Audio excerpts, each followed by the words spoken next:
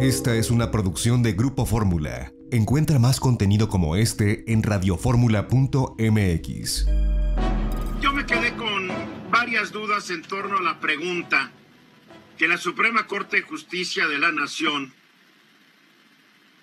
redactó para la consulta popular que se hará el año entrante.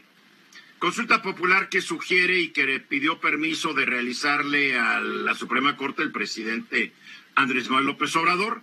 Recordemos que la primera pregunta era profesamente y llevaba dedicatoria, ¿no? Que se investigara a los 5 presidentes que lo antecedieron en el cargo, en lo que era realmente violatorio en uno de los derechos fundamentales de un ser humano, que era la presunción de inocencia y el derecho a un juicio justo. Entonces los ministros de la Suprema Corte, por 8 de ellos, avalaron esta nueva pregunta, que la quiero volver a leer porque no me queda claro mucho de ella. A ver, dice, ¿dónde la dejé? Bueno, ¿estamos o no de acuerdo en que se lleven a cabo las acciones pertinentes con apego al marco constitucional y legal para emprender un proceso de esclarecimiento de las decisiones políticas tomados en los años pasados por los actores políticos encaminados a garantizar la justicia y los derechos de las posibles víctimas? Bien, yo me puse a pensar ¿quiénes son los actores políticos? ¿Qué es un actor político? Porque parece fácil, pero no es fácil determinarlo. Entonces, la primera definición que yo encontré fue la que está en el sitio del INE, en www.ine.mx. Hay una sección denominada Actores Políticos y Administración de Tiempos del Estado, en donde se anota que los actores políticos son los partidos políticos nacionales, los partidos en formación, los partidos locales, las agrupaciones políticas y los candidatos independientes. Me pregunto si estos son los actores políticos a lo que se refiere la pregunta redactada por la Suprema Corte de Justicia. Yo no lo creo. Después me encontré en el diccionario electoral publicado en 2017 por el Instituto Interamericano de Derechos Humanos. Me encontré una definición, una extensa definición que escribió el director del Centro Internacional de Estudios Políticos y Sociales de Panamá, Harry Brown Araúz, en donde él define a los actores políticos como personas colectivas o individuales, portadores de roles a las que se les supone capacidad de acción política. La acción política separa al actor político de los actores sociales al entenderse que su acción está dirigida a la conquista del poder. El grado de relevancia de un actor político depende de los recursos con los que cuenta para influir en su entorno, es decir, para ejercer poder. Y estos recursos son la fuerza, la riqueza, el prestigio y la autoridad. O sea, no es lo mismo la fuerza de un presidente de la República que la de un presidente municipal ahí de un municipio chiquito perdido en algún lado. Y dice, esto me llamó la atención, estos actores deben ser clasificados en categorías que les agrupen como medios de comunicación, partidos políticos, gremios empresariales, sindicatos, etcétera.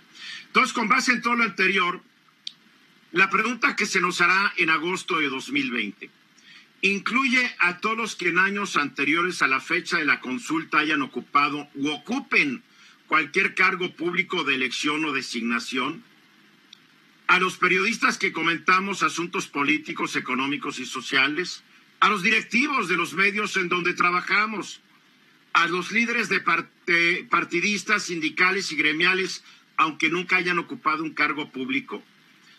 Los años pasados se cuentan desde agosto del año entrante hasta qué año, hasta el 1850, 1847, vamos a analizar los actos políticos o decisiones políticas que llevaron a México a una guerra con Estados Unidos y las consecuencias, y vamos a buscar culpables.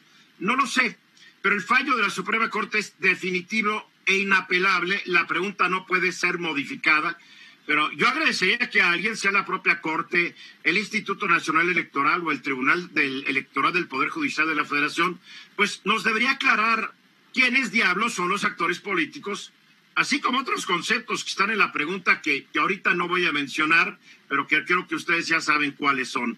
La verdad es que yo creo que esto nos ha metido en un lío muy grave, ¿eh? Sí, José Luis. Fíjate que es muy interesante el rejuego del poder entre el Ejecutivo y el Judicial. A mí no me cabe la menor duda que el Judicial trató de no decirle que no al señor presidente como titular del Poder Ejecutivo. Y evidentemente yo me hago la siguiente pregunta.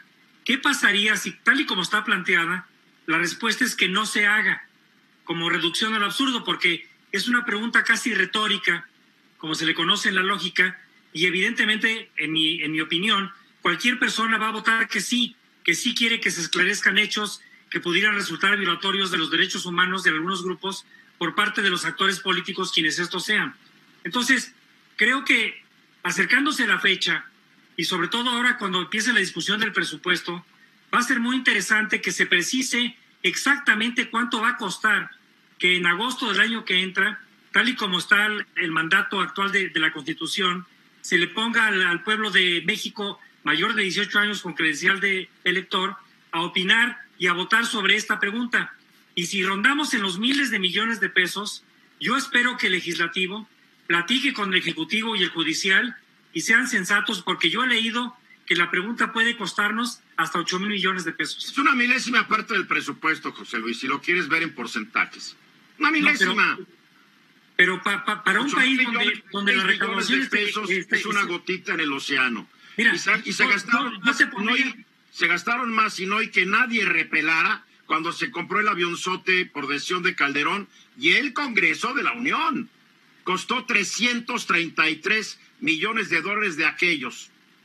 Pues mira, cerca de 400 millones de dólares, 8,000 millones de pesos, es un chorro de lana. Ya lo sé que es mucha, ya sé que es mucha lana, pero la discusión no es cuánto nos va a costar, José Luis. La Cámara de Diputados no puede decir que no se puede hacer. Esto ya fue aprobado por la Suprema Corte.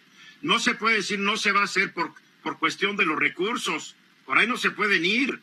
Aquí la pregunta es, ¿quién es un actor político? Que alguien me lo conteste. Tú eres político, José Luis Queña, tú eres política. ¿Quién diablos es un actor político de acuerdo a esta definición y de acuerdo a esta pregunta que formuló la Suprema Corte de Justicia? Porque a fin de cuentas, todos los mexicanos son actores políticos pasivos en el caso de que voten. Ellos pues no son, si quisiéramos llevarlo al máximo de responsabilidad, pues también hay que investigar a los que votaron por el PRI en un momento dado, y dentro de unos años habrá que investigar a los que votaron por Morena en otro momento dado. Esto es el cuento de nunca acabar. La discusión realmente es un tanto bizantina, porque el gobierno las autoridades tienen la obligación de investigar a cualquier persona, sea o no un actor político del presente o del pasado, que se presuma que haya cometido un delito. Pero ¿quién es un actor político?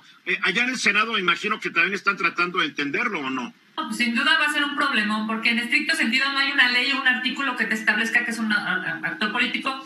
Fíjate, voy a citar rapidísimo a la barra mexicana de abogados. Dice, la Corte decidió cambiar la constitucionalidad por la popularidad, perdiendo en ella su independencia. Y por eso estamos... Yo no estoy de acuerdo con lo que diga la barra, porque la barra es una de tantas organizaciones de abogados. Tampoco le des tanto prestigio a la barra, porque ya sabemos cómo funciona la barra. Si quieres politizar la plática, lo politizamos. Venga, politicemos la venga. 4 segundos. Esta fue una producción de Grupo Fórmula. Encuentra más contenido como este en radioformula.mx.